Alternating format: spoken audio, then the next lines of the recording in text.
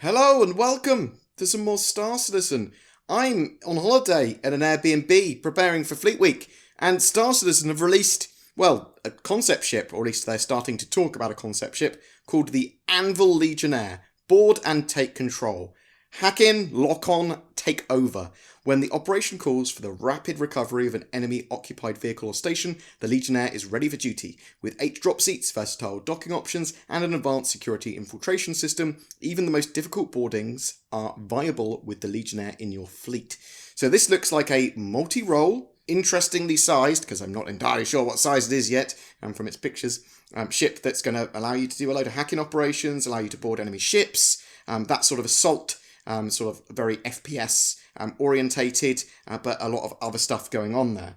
Hacking. The Legionnaire's integrated infiltration systems empower operators to stealthily disable security measures on target vessels, leaving them vulnerable to docking, boarding, and seizure. So it sounds like you can sort of sneak up on a vessel, or you can cleverly hack while trying to remain stealthy, and then they might not know that they are in trouble until it's too late. Lock on! The Legionnaire's 2-in-1 docking collar connects to all UEE standard apertures, allowing for the infiltration of vessels and facilities of all sizes. But that sounds like it does assault into a docking port. So that is going to be sort of like an area where you're going to have to potentially have a bottleneck, or enemies are going to be aware that you're coming from. Ready the team! 8 high-performance jump seats.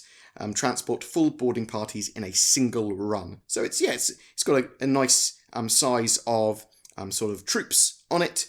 Armed breach. Built-in storage means weapons and breach charges are always close at hand and ready when needed. So yeah, it sounds like that. Obviously, docking collars, they might not want to be opened. People go, no, Call, you're attacking me. I do not want you to come in. So you're going to have to breaching charge the doors is what it sounds like. Stay safe. A trio of shield generators and military-derived armour keep the Legionnaire protected from incoming fire. So it's a heavily armoured ship. That makes sense. You want this to be a ship that can transport troops, stay a while if it needs, maybe bug out if it needs to, and try and come back to get them later. So lots of cool evac-based assaults. At the moment, it's looking like it's very ship-to-ship based for a lot of its sort of use. 2-in-1 docking collar is sort of shown off. What else have we got here? Hacking console. So that's at the sort of the front of the ship, the hacking console. The 2-in-1 docking collar is the very front of the ship. It's a weird looking ship. Sort of like it's a mosquito with a tongue. Cockpit, the top front obviously. High performance jump seats. And that's sort of in the midsection. Lockers for weapon access.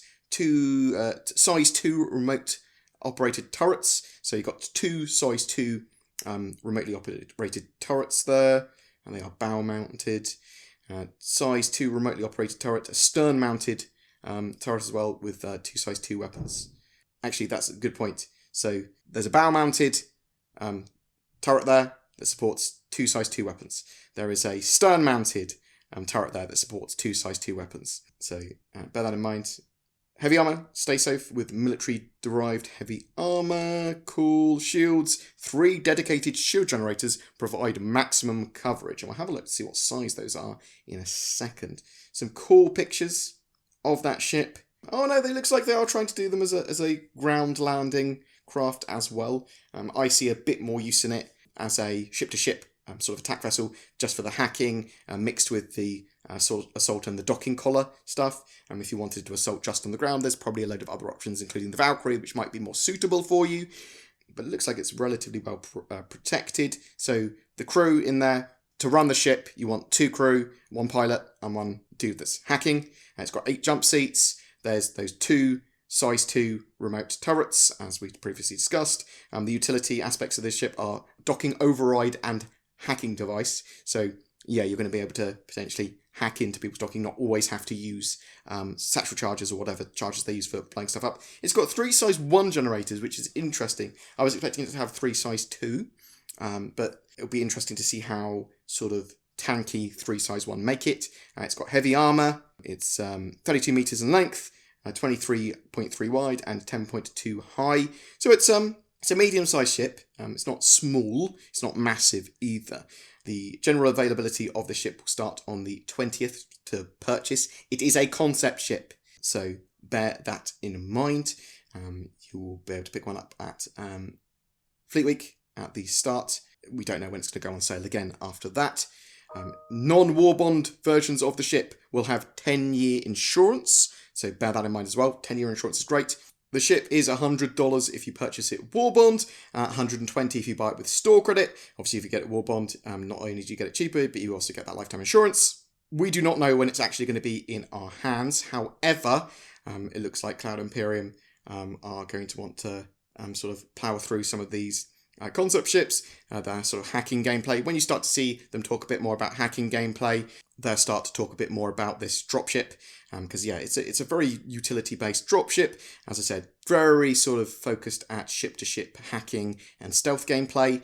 I'm really liking the way it looks. Fleet Week starts on the 20th of May, so it's coming up real soon. And we know that Anvil's headlining that, so you can expect to get this ship, or at least purchase it and see a bit more about it from the 20th, so from tomorrow at time of recording. And we do also know the full schedule of ships, that at least what they've currently revealed, they're going to be at Fleet Week for you to try and fly.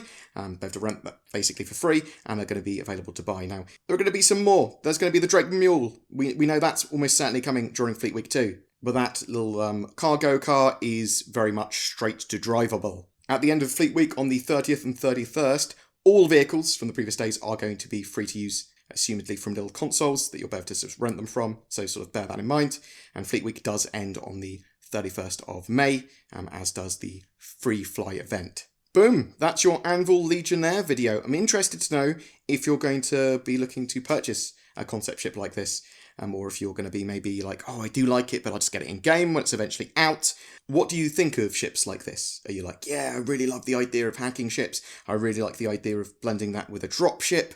And what sort of uses do you think it's going to have in the game? Are you much more into straight-to-flyable ships and vehicles? You're like, yeah, this is cool, but it's going to be a while before it's out, so I'll look at it maybe in the future. Whatever your thoughts, whether you're going to be buying one of these, you're going to be buying something else during Fleet Week, or if you're waiting on something else in the future, then please share your opinions. Talk to me. Tell me in the comments below, because then I can read your comments, and it's good, and helps the channel grow, because you've commented, and then I've worked out that something you've said is useful.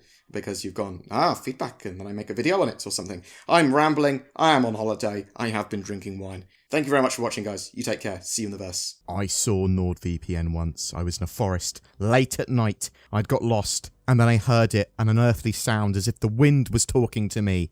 NordVPN.com/BoredGamer.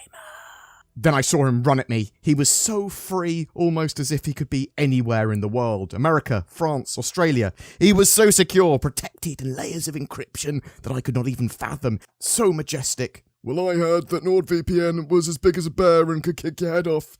I've also heard that, which is why, just in case, I go to nordvpn.com/BoredGamer to appease the beast. You can find links to that down below. If you're looking for a new god, why not try NordVPN?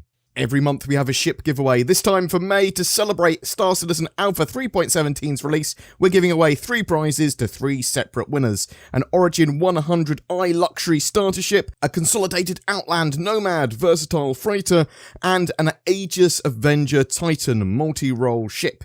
They all come with lifetime insurance and access to play Star Citizen. To be in for a chance of winning one of those 3 prizes, just comment on any of my videos made during May. More details in the description below. Thank you so much to everyone that watches, shares, comments, and likes my videos. It really does help the channel grow. Be sure to subscribe for more content. If you would like to go to the extra mile in supporting the channel, there is Patreon links below. There's a join button under my videos as well on YouTube that makes you a highly elite channel member with some extra perks and exclusive content. There's also the thanks button, which straight up gives us money, and you can leave a highlighted comment. Thank you so much for watching, and I hope you have a great May 2022.